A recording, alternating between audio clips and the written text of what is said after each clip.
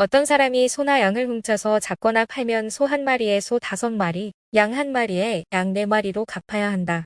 만약 도둑이 어느 집에 들어가다가 잡혀서 맞아 죽었으면 피 흘린 것이 아니다. 그러나 해 뜬 후에 일어난 일이면 그는 피 흘린 것이다. 도둑은 반드시 제대로 된 보상을 해야 하고, 만약 가진 게 없으면 훔친 것을 보상하기 위해 자기 몸이라도 팔아야 한다.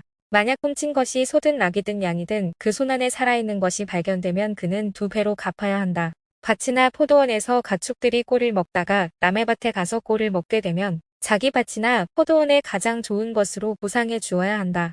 불이 나서 가시덤불에 옮겨부터 곡식단이나 자라고 있는 작물이나 밭 전체를 태우면 불을 놓은 사람은 보상을 해야 한다.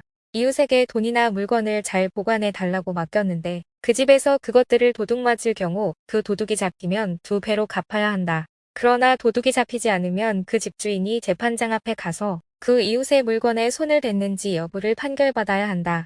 소나 낙이나 양이나 옷이나 그 밖에 잃어버린 물건에 대해 누군가 서로 내 것이라고 주장하는 모든 불법적 행태에 있어서는 양쪽이 모두 그 사건을 가지고 재판장 앞에 나와야 할 것이다. 재판장이 유죄를 선고하는 사람은 그 이웃에게 2배로 갚아야 한다. 낙이나 소나 양이나 어떤 다른 짐승을 이웃에게 잘 보관해 달라고 맡겼는데 그것이 죽거나 상처 나거나 아무도 못 보는 곳에서 끌려갈 때는 그 이웃이 남의 물건에 손대지 않았다는 것에 대해 여호와 앞에서 맹세하는 것을 그 둘 사이에 두어야 할 것이다. 주인이 이것을 받아들이면 보상하지 않아도 되지만 그것이 그 집에서 도둑 맞았다면 그는 주인에게 보상해야 한다.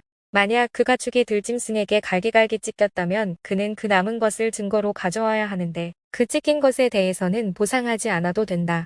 이웃에게 가축을 빌렸는데 주인이 없을 때 상처 나거나 죽으면 그는 보상을 해야 한다. 그러나 주인이 있었다면 빌린 사람은 갚을 필요가 없다. 가축을 돈을 주고 빌린 것이라면 빌릴 때 준 값이 손해의 보상이 된다. 정혼하지 않은 처녀를 유복해 잠자리를 함께 했다면 반드시 값을 치르고 아내로 삼아야 할 것이다. 만약 그 아버지가 딸 주기를 거절하더라도 여전히 처녀의 값을 치러야 한다. 무당은 살려두지 말라. 짐승과 관계하는 사람은 누구든 죽어 마땅하다. 여호와 말고 다른 신에게 제사하는 사람은 반드시 망할 것이다. 이방 사람을 학대하거나 억압하지 말라. 너희도 이집트 땅에서 이방 사람이었다. 과부나 고아를 이용해 먹지 말라.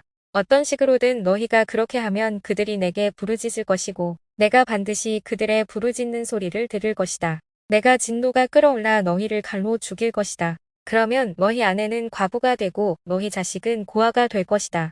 내가 내 곁에 있는 가난한 내 백성 가운데 누구에게 돈을 꿔주었다면 너는 그에게 빚쟁이가 되지 말고 이자도 받지 마라. 내가 만약 담보물로 내 이웃의 외투를 가져왔다면 해가 지기 전에 돌려주어라. 그 외투는 그에게 있어 몸을 가릴 만한 하나밖에 없는 옷이니 그가 무엇을 덮고 자겠느냐? 그리하여 그가 내게 부르짖으면 내가 들을 것이다. 나는 자비롭기 때문이다. 하나님을 모독하지 말고 내 백성들의 지도자를 저주하지 마라. 너는 처음 익은 열매와 처음 짠 즙을 드리는데 시간을 끌지 말고 내 아들 가운데 장자를 내게 바쳐라. 내 소와 양도 그렇게 하여라. 7일 동안은 그 어미와 함께 지내게 하고 8일째는 내게 바쳐라. 너희는 내 거룩한 백성들이다. 그러니 들짐승에게 찢긴 짐승의 고기는 먹지 말고 개에게 던져주라.